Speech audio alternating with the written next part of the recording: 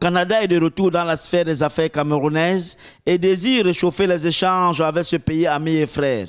Nous croyons que nous ouvrons une nouvelle ère avec le Cameroun, avec nos frères camerounais, nos sœurs camerounaises, pour nous permettre d'aller au-delà des simples chiffres mathématiques. On croit que maintenant, on est rendu à une étape de création d'entreprises communes. Voilà ce qu'explique l'organisation de la soirée Networking à Douala par le cabinet d'avocats Julie Coeur-Lacasse et de l'agence d'accompagnement Impact Investissement. En fait, pour dynamiser les échanges entre les deux pays, Ottawa a mis en place des facilités pour l'intégration économique intercanadienne des hommes d'affaires camerounais. Entre nos deux pays respectifs, un transfert non seulement de biens périssables qu'on peut mesurer à une échelle économique en termes de tonnes ou en termes de dollars, mais un transfert de connaissances, un transfert d'entrepreneuriat, une création de partnership. Avec leurs services personnalisés pour immigrer au Canada, les intermédiaires mettent à la disposition des entrepreneurs une sécurité juridique à tous les niveaux afin de soutenir leurs projets d'investissement ou d'immigration dans ce pays d'Amérique du Nord.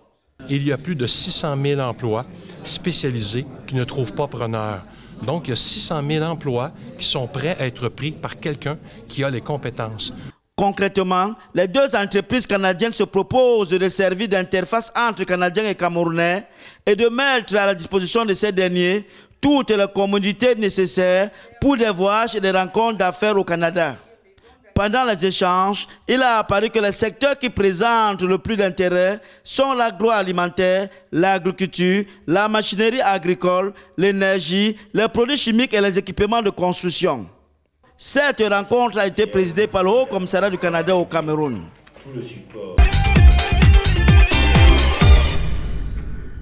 La crise de logement au Niger est en passe d'être résolue avec la création de la toute nouvelle Banque nationale de l'habitat. La politique des logements sociaux a toujours été un échec malgré la volonté des différents gouvernements qui se sont succédés depuis l'indépendance. En 45 ans, soit de 1960 à 2005, 1286 logements sociaux ont été construits alors que le besoin pour l'ensemble du pays est estimé à 40 000 logements.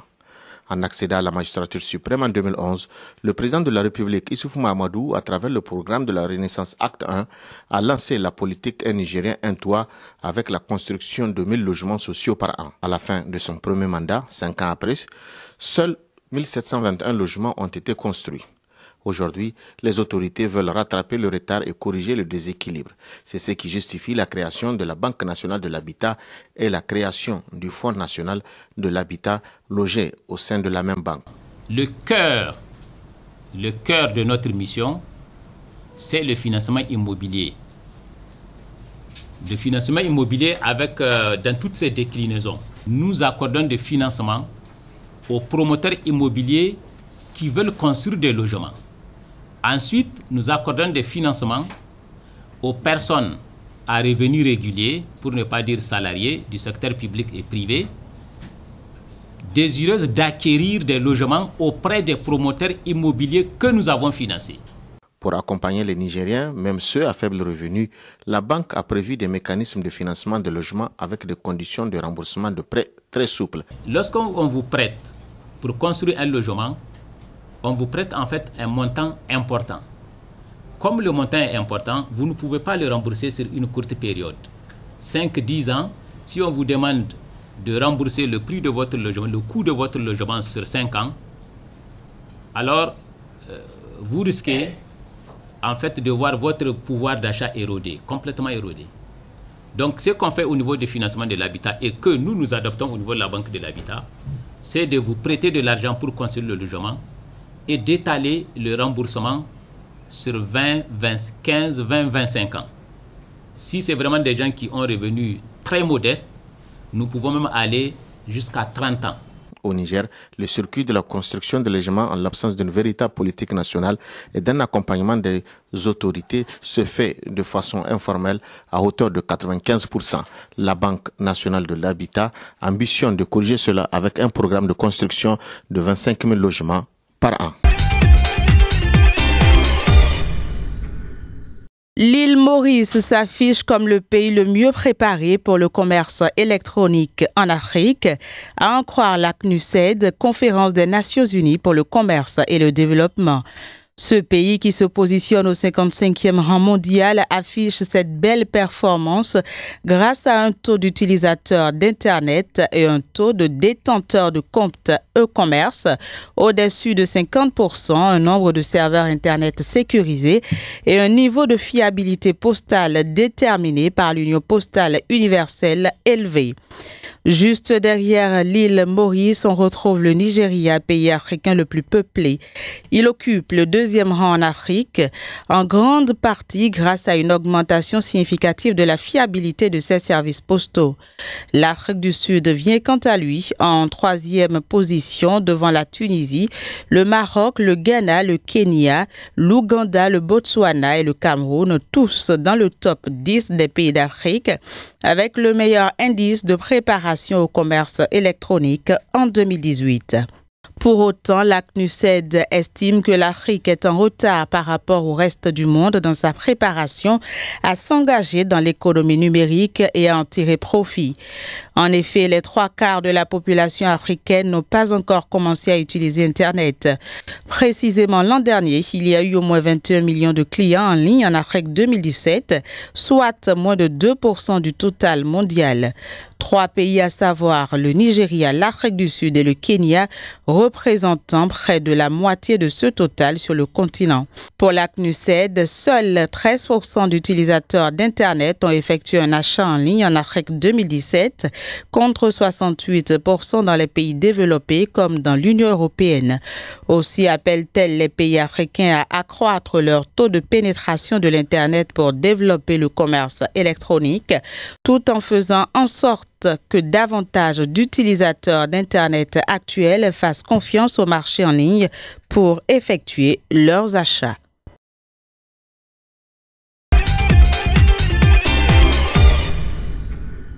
À 65 km à l'est de Lomé, sur les rives du lac Togo, le marché de Togoville s'anime tous les samedis sur cette petite place publique où se pressent commerçants, pêcheurs et cultivateurs des villages de la région. Les transactions monétaires sont prohibées. Il s'agit en effet de l'un des derniers marchés de troc en Afrique de l'Ouest, une tradition ancestrale jalousement préservée. Nos parents ont instauré le marché de troc pour pouvoir laisser vivre ceux qui n'en ont pas, pour qu'ils vivent aussi aisément. On a jugé quand même préserver cela pour les générations futures, montrer aux enfants qui naîtront demain que voilà comment nos grands-parents ont vécu. C'est sur ces traces-là que ce village Togo se retrouve aujourd'hui, tout en protégeant ce système de commerce, cette manière de changer les produits. Dans ce marché, on échange toutes sortes de marchandises, mais les plus prisées sont les céréales, le poulet, le poisson et les fruits de mer. J'ai quitté la maison avec du maïs et du gari pour venir les échanger contre du poisson et pouvoir le préparer à la maison. J'échange parfois mes poules contre du maïs et du gari. Je suis obligée de le faire car c'est difficile de vendre aussi aisément. Ancienne capitale ayant donné son nom au pays, Togoville compte 10 000 habitants. Le village semble figé dans le temps et continue à vivre au rythme du lac et des saisons de la pêche, principale richesse locale.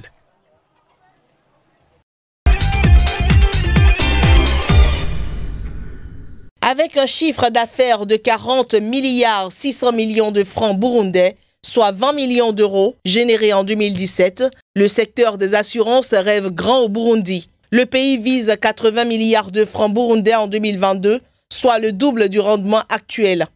Un pari que Bujumbura compte gagner en s'appuyant sur le nouveau code des assurances promulgué en 2014 et qui impose aux Burundais 5 assurances obligatoires. À cela, il faut ajouter l'assurance incendie désormais exigée par les banques à ceux qui demandent des crédits en hypothéquant leurs immeubles, sans oublier la naissance de nouvelles sociétés qui a permis d'accroître la demande d'assurance par la population burundaise. À ce jour, le pays compte 13 compagnies d'assurance et le secteur représente 0,75% de son produit intérieur brut, l'un des taux de pénétration les plus faibles pour les assurances dans le monde. Toutes choses que les autorités burundaises entendent corriger afin de réaliser l'objectif de 2022 où le pays espère engranger 80 milliards de francs burundais sur ce secteur. Non sans combler son déficit de diplômés dans un proche avenir. Ceci avec le programme de formation en assurance que la communauté est-africaine est en train de mettre en place. Le Fonds monétaire international à nouveau en bon terme avec la Sierra Leone. 9 mois après la suspension d'un plan de financement de 240 millions de dollars début 2018, en raison de réformes pénalisantes telles que la taxation de voitures de luxe importées et la suppression des subventions sur le carburant et le riz, le conseil d'administration du FMI a approuvé un nouveau plan de financement en faveur du pays.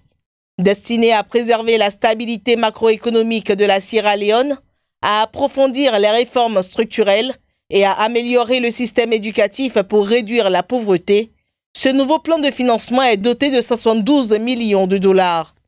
Il permettra à la Sierra Leone de lutter contre l'inflation croissante et une croissance économique morose sur une période de 3 années et demie. Son approbation sera suivie d'un décaissement immédiat de 21 500 000 de dollars que le gouvernement sierra-léonais est appelé à gérer selon les conditions du FMI en matière des dépenses budgétaires et de comptabilité.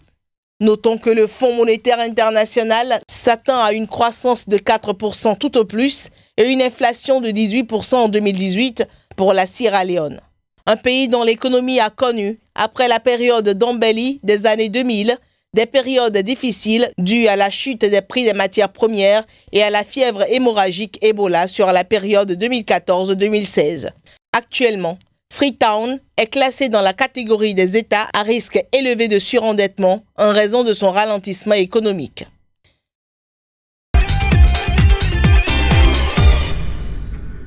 Dans son rapport basé sur des chiffres portant sur l'année 2017, l'Organisation internationale du travail lève un coin de voile sur le nombre de travailleurs migrants qu'elle a répertoriés dans le monde. There were 164 million migrant workers.